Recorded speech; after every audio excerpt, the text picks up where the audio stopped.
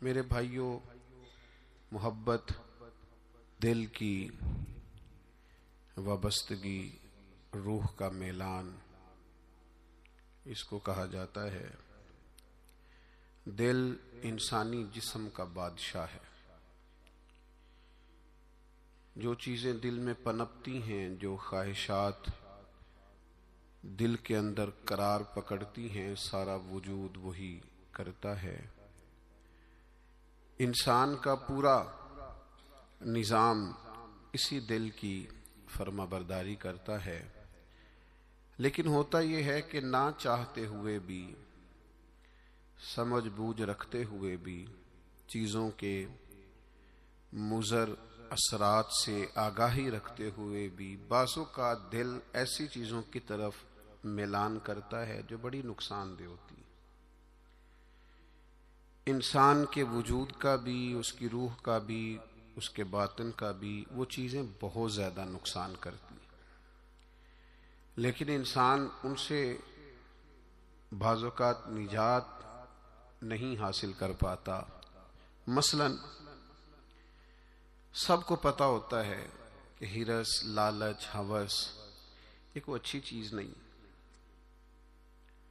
اللہ تعالیٰ اگر ضروریات کا رزق عطا کر دے اور ضروریات پوری ہونے لگ جائیں تو بہت اچھا ہے، لیکن نہ چاہتے ہوئے بھی بعض لوگ مال کی ہرس میں، ہوس میں، لالچ میں مبتلا ہو جاتے ہیں۔ یہ محبت دن بدن بڑھتی چلی جاتی ہے۔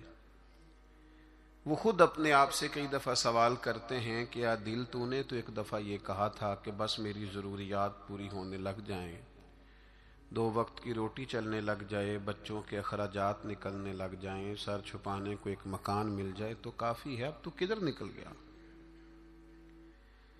لیکن بہت سارا اس سے بڑھ کر اللہ نے فضل کر دیا، خواہش سے بڑھ کر عطا کر دیا، لیکن کہیں ٹھہراؤ نہیں ہو پا رہا، دل روک نہیں رہا۔ روز مال کی محبت، مال کا لالچ بڑھتا چلا جاتا ہے۔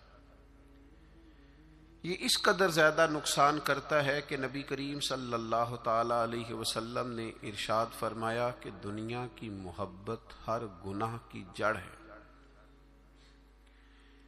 یعنی لوگ سمجھتے ہیں کہ معمولی بات ہے کہ میرے دل میں مال کی محبت بیٹھ گئی ہے، لیکن یہ بڑا گہرا مرض ہے۔ بعض لوگ کہتے ہیں نا کہ یہ مرض آ جائے تو اس کی وجہ سے 70 مرض اور بھی لگ جاتے ہیں۔ تو یہ دنیا کی محبت وہ مرض ہے، مال کی محبت وہ بیماری ہے کہ جس کی وجہ سے سینکڑوں امراض پیدا ہوتے ہیں، حلال حرام کی تمیز اٹھ جاتی ہے، رشتوں کا تقدس پامال ہو جاتا ہے، بہن بھائیوں کے رشتوں میں دراڑ آ جاتی ہے۔ لوگ اس مال کی محبت میں مبتلا ہو کر خونی رشتوں تک کو بھول جاتے ہیں۔ تو اگر محبت کو صحیح رستہ نہ ملا، یہ محبت الہی اور محبت رسول صلی اللہ تعالی علیہ وسلم کے خوبصورت عنوانات کی عادی نہ ہوئی، تو پھر یاد رکھیے گا کہ مال کی محبت تو پورے طور پر اجاڑ دے گی، اندر کو تباہ کر دے گی۔ ایک دوسری محبت بڑا نقصان کرتی ہے، وہ ہے شہرت کی محبت۔ میں چاہا جاؤں، میری شہرت ہو جائے، لوگ مجھے جانیں، کوئی ایسا طریقہ اپناؤں جس کی وجہ سے دنیا کے اندر فیمس ہو جاؤں، لوگ میرا نام لینے لگیں۔ آپ یقین کریں، سوشل میڈیا کے اوپر بڑے بڑے وزادار، بڑے بڑے باریش لوگ، بڑے بڑے اچھے اور اچھی قد و قامت اور اچھا نام رکھنے والے لوگ فقط مشہور ہونے کے لیے وہ حرکتیں کرتے پھرتے ہیں کہ کوئی بھی سنجیدہ آدمی دیکھے تو شرم سے اس کی نظر جھک جاتی۔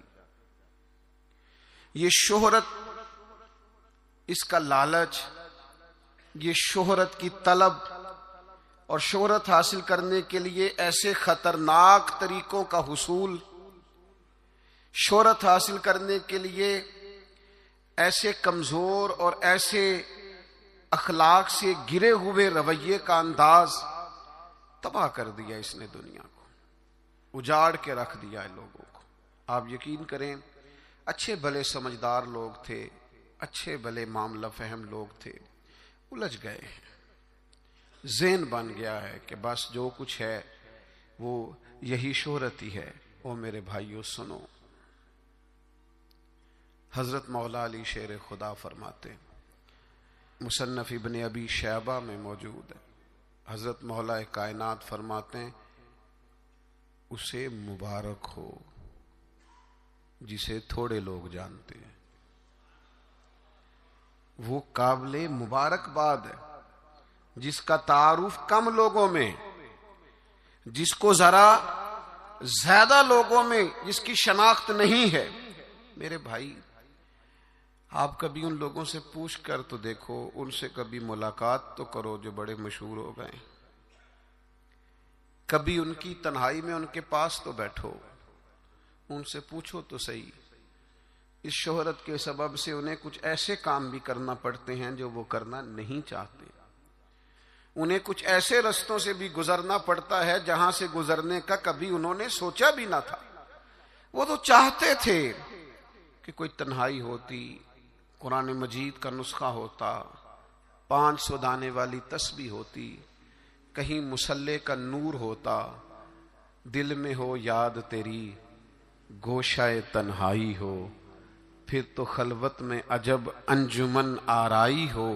دل چاہتا تھا، لیکن یہ شہرت، اس کی طلب۔ ہاں ایک بات ہے، اگر آپ شہرت چاہتے ہیں، معروف ہونا چاہتے ہیں، مشہور ہونا چاہتے ہیں، بہت سارے لوگوں میں چاہتے ہیں کہ آپ کا نام سنہری حروف سے ہو اور زیادہ لوگ آپ کو جانے پہچانے، تو قرآن مجید نے نسخہ دیا ہے۔